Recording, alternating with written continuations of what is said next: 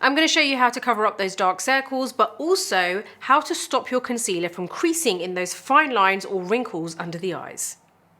As you can see, I don't have anything on my under eyes. How weird does it look when you have eye makeup on, your brows are done, everything else is done, but you haven't covered your under eye circles? Like, I'm wondering if anyone would actually say anything. I think they would. They'd be like, are you like ill? Or something like that, but you know, let's get started. Now, when it comes to covering up your dark circles, it is really, really important to hydrate underneath properly. I know some people may think that, okay, if I apply eye cream or hydrate the area too much, then isn't it going to crease? But actually, no. It is going to help to really keep that area kind of soft, supple, so that it doesn't end up looking dry, because equally, if your skin is too dry underneath, it can end up looking quite kind of crepey, and that's when it can also end up enhancing the wrinkles or even allowing the kind of concealer to sit in the fine lines. So there is kind of like a fine line, like you've got to make sure it isn't too dry, but you've also got to make sure that it isn't kind of like overly hydrated either and too much product there. So I have makeup on everywhere other than my under eye area. I've kind of like got nothing on this whole area here, so it's not just directly on my under eye, but this whole upper part of the cheek as well. Now I'm going to be using a cream which is a balm texture, so something which is not overly fluid but also not too thick, and I find that this eye cream is perfect for kind of like just getting the perfect type of eye cream that sits well under concealer but also helps to continue hydrating the under eye area even though you don't want it to be kind of like too rich under there. So I'm going to use some of this. I just usually put about half a pump and then I kind of smooth it on both fingers there, and then I just kind of like press it on the under eye area there. You don't want to apply it too close to your lower lash line, because if you do, that can end up blocking the tear duct, and you don't really want it, you just don't want it too close because it could end up giving you the whole watery eye thing, which we definitely do not want. So kind of just apply it on along the groove of the eye there. Okay, so we've really pat that in nicely and my skin has really kind of soaked that up. So it's soaked it up, but it doesn't feel dry. It still feels like there's something there, but it's not like greasy, you know? So now that we've done that, we wanna let that sink in. That's the next thing that you've really got to remember. In order to avoid those fine lines, like the creasing on the under eye area, you really do wanna make sure that you allow your skincare product to settle into the skin. Don't go straight in with your concealer. If you apply your eye cream and then you go straight in with your concealer, what happens is there's too much fluidity going on. Like there's nothing kind of like intact for your concealer to grip hold of, so everything just kind of like all like slippery. It's like kind of trying to walk on ice. It's just not going to work. So we want to let that settle down for a little bit, and then we're going to go in with our concealer. Now, while we're waiting for that to settle down, I know that some people do say, or have heard questions like, you know, can you use an eye primer on the under eye? You can if you like. If it works for you, then great. At this point is where you would put the eye primer. But honestly, I personally don't feel like I need that, and I've never really had to apply that to clients either. So that's the reason you're not going to see me doing that. It's just something that I don't feel is necessary, and you can really still cover up the dark circles, avoid the under eye creasing and everything with like minimal product. You don't have to apply an extra layer of product, right? An extra layer is just going to almost make it look either a bit too cakey under the eye or could end up just like enhancing the fine lines and wrinkles. So I want to avoid having to apply extra product. I really want to focus on the type of product we're using, making sure that it suits the kind of layers that we're applying, but also that they kind of blend in well together, and also down to your technique. That is another massive thing here. Now that I feel like that's kind of like settled down, I'm going to move on to my concealer. Now this is a new concealer I've been using lately and I absolutely love it. It's the Guerlain Terracotta concealer. The links are all in my description below, so make sure you do head on over. But this is a 95% naturally derived ingredient product. So I'm really excited about this because I feel like it's a good chunky concealer, but also I love how it looks on the under eye area. This is really good if you have fine lines and wrinkles, by the way. So you want to head on and grab yours, like literally go get yours now, because I was so shocked. Like I feel like it really smooths the under eye area. It doesn't look heavy and it stays looking fresh throughout the day as well. It genuinely is an amazing concealer, one of my favorites at the moment. My shade is 2.5N. I'm gonna go ahead and get this ready. You have to pull it a bit to get it out, by the way, and I always get very conscious that I'm gonna kind of splat it everywhere. But anyway, what we're gonna do now is we're gonna apply this to the under eye areas. Let's talk about the coverage side of things, because this part is down to covering up those dark circles. Now, you've got your dark circle all the way across here. Some people may only have this bit here where the groove is, and some people have it all over. I kind of have it all over, although I have to be honest, I feel like I have, well, I don't feel like I know, I have veins which are really obvious, like you can really see them through. So what that does, it just gives my dark circle a helping hand in looking a bit more than it actually is. So it's a bit annoying, but you know, there you go. So what I want to do is apply it to the under eye area, but not too close to the lower lash line. Make sure you leave a gap there. So we are going to apply it right here.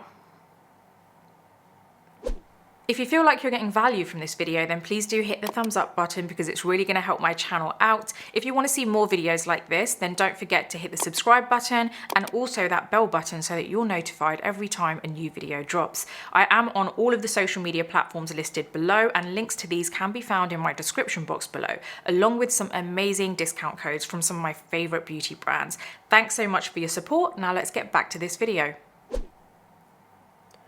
You will kind of like get a feel over time with how much you can use and how much you can't use. Like, you will have to continue practicing. Like, if you do this the first time around and you're copying what I'm doing, it may be that the next time you do it, you're like, okay, actually, I think I need a little bit less, or I think I need a little bit more. It's trial and error. Honestly, just apply a little bit more, see how that goes. It's going to take a few times of practice, and then you're going to get there eventually. So don't think, oh my God, I've done it and it looks nothing like that. Honestly, it takes practice. We've got that area there. Now the next area that I want to apply, and this is just going to help to lift it a little bit. It's not so much for the coverage, but it's just here. And you can see I haven't made that line too thick because it's not about the coverage again. I don't want it to cover this whole area down here. I just want to give a little bit of a lift. You don't have to do that if you don't want to, but honestly, I think it's a game changer, so I would if I were you.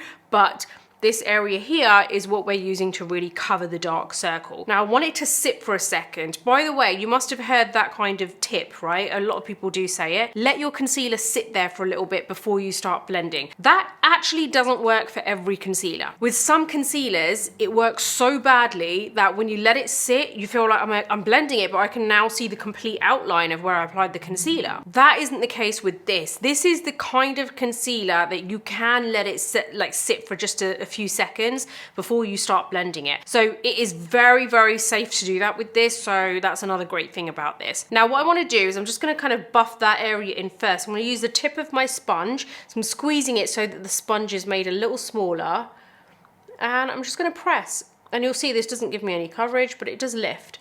And look, I said that this is optional, you don't have to do this, but honestly, if you do this, I feel that as well as the fact that it does lift the area, that lift and that slight lightness there kind of helps to distract from the under eye circle as well. So I personally would do this. I think it would work really well for you. Let's go ahead and blend this in.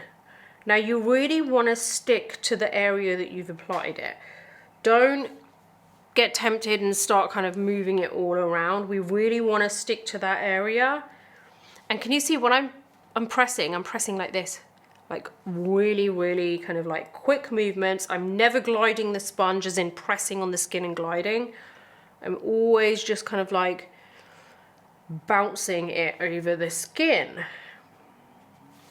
There you go. We have kind of covered up that area. Look at the difference. Obviously it's a lot whiter. I'm gonna kind of like touch on that in a second, but you can see we've covered up that whole area. Now the reason it's a bit lighter is because my concealer I like to have a little bit lighter than my skin, and then what I usually do is go over with a little bit of a warmer foundation, and it kind of ties it all in together and everything looks normal. I am going to actually do that right now. I'm just going to get my foundation. This is my Haus Labs foundation in 300 medium neutral, and I've just got a bit of my hand, and I'm just going to basically go over, but not like there's not a lot of foundation on my sponge, by the way. It's just honestly the smallest amount. See how all of a sudden it's not like overly light, it's just so much warmer. And if you, by the way, feel that there's a little bit too much concealer or anything, you can always flip the sponge and then soak up the excess. As you can see, look at the difference. We've covered up the dark circles and you can see the difference there. We've got the dark circle here, but we don't have it there. Let's now set this so that we can see how we can avoid those wrinkles and kind of creases on the under eye area. Now, you probably have seen that I like to usually get a powder puff and press it on the under eye area and then dust the powder off. This video is a little bit different because I'm going to show you an alternative in case you guys feel that that just ends up still making it look a bit creasy for you, because it works for me, but I am well aware that it doesn't necessarily work for everyone. It really does depend on your skin type and also your kind of like how many fine lines and wrinkles you have on the under eye area. So I'm going to use another method that I use on a lot of my clients, the ones who say that they really don't want to like too much makeup on the under eye area, and this works great for everyone. So this is what I think you're really gonna love. Now, I've got my powder. My powder is a loose translucent powder, but it is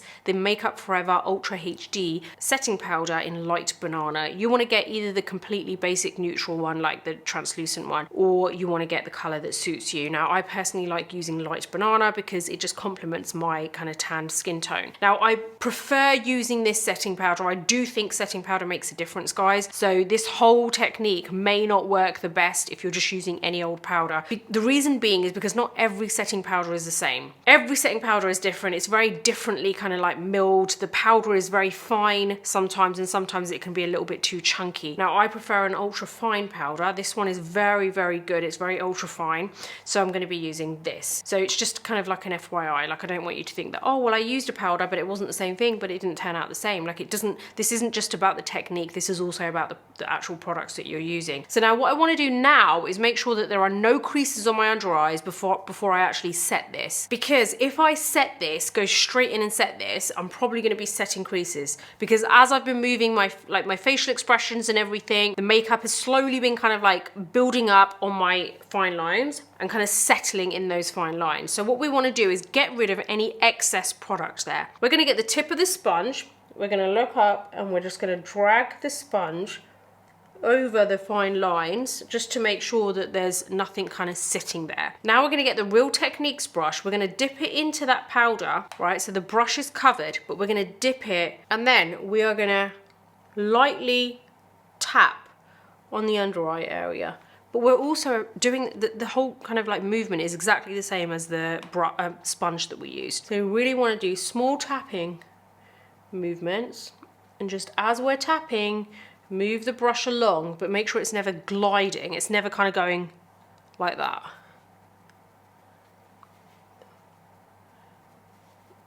That in itself is going to set that whole area. Look at that. Completely got rid of the dark circle, but also it's going to avoid any of those kind of fine lines and everything. So as you can see, look at the difference. It's crazy, right? So I just want you to like take a moment, soak it in, look at the before and look at the after. Okay, so let's move on to this side now. Now I'm going to apply my concealer the same way that I did on the other side. And then a little line there. And that's it. I absolutely love this concealer. It's so good. Okay, so we're gonna let that sit for a minute. Honestly, I have been using this concealer for the last like what, over a week, and I'm blown away by it. Like, it is such a good concealer. I would 100% go out and buy this concealer after. Anyway, moving on. We've let that set for a little bit. We're gonna just squeeze the sponge. Just let that lift there a little bit. See how that just takes the attention away a little bit? Now we are gonna blend this. We're gonna keep pressing, bouncing the sponge, bounce, bounce, bounce over this area. There you go. Just flip the sponge over to pick up any excess product. Love that. We're gonna go over with a little bit of my warmer foundation, just so that it doesn't look so white. There you go.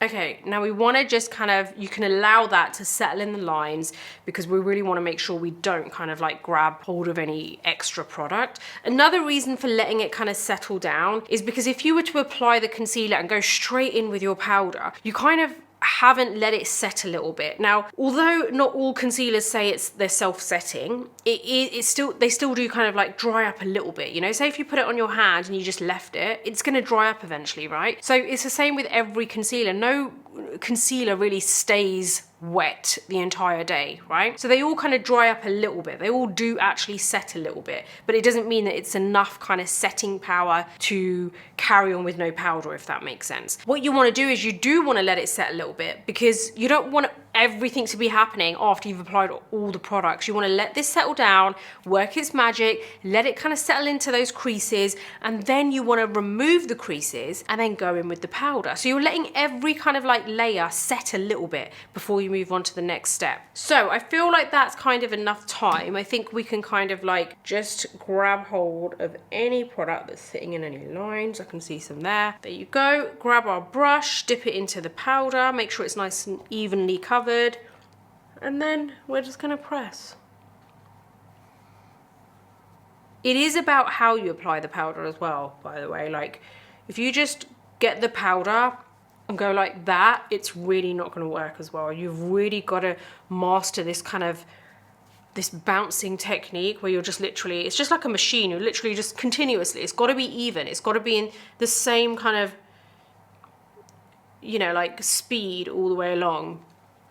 Honestly, I can't stop talking about this concealer. It's just an amazing concealer. Like, you go close up, it does not look cakey, it doesn't look crappy, it's brightening but not overly brightening. Like, I feel like it just looks like skin. It's such a good concealer. I am obsessed with this. It's so good. Make sure you do go and get yours. I think you're gonna love this. It's amazing. The links are in the description, so don't forget about that. Honestly, that is literally it. It's such an easy technique, and honestly, it's something that I feel like if you just keep practicing at it, you're gonna get it right. Like, you're not gonna have to worry about covering dark circles, those lines appearing or anything. Now, very quick thing, if you feel like you've done it too quickly and you haven't let everything set in between, and then you can see the lines kind of appearing, what I would do is get a kind of like Q-tip, like a cotton bud, put a little bit of powder on it, and you just kind of like swirl it over the crease, and it will help to kind of like soak up any excess and also kind of mattify at the same time, and that should kind of help. But yeah, that is basically it, guys. Hopefully that's helped you. Don't forget, I do have a newsletter, an online publication, where I would love to see you guys there and be part of the community and support me there. It is a free publication. We have newsletters every week. A minimum of 3 go out every week. If you opt for the free version, then you will get access to majority of the site. But if you opt for the paid version, which is only going to cost you around a coffee a month, then you will get access to an extra newsletter, sometimes even 2 a week, 2 extra. And also we have a little kind of community where we can chat. So it's a nice little community we've got going on there, where we can actually have discussions in that group, and it's really, really good. We get to know each other a lot better as well. So it'd be great to see you there. Please do show your support and head on over. It's called the Beauty Breakfast Club. I would love you to be part of our club. Also want to let you know about my vlog channel. I do have another channel which is all just my vlogs behind the scenes. You want to see what I got up to when I went to New York for the Met Gala, then head on over there because there's a behind the scenes video. Also what I did for my girls trip, everything, right? So you're going to see all of it over there. But I hope you've enjoyed this video. If you like this video, give it a thumbs up. Don't forget to subscribe to my channel and hit the bell button so that you never miss any of my future videos. Until the next video, take care, and I'll see you soon.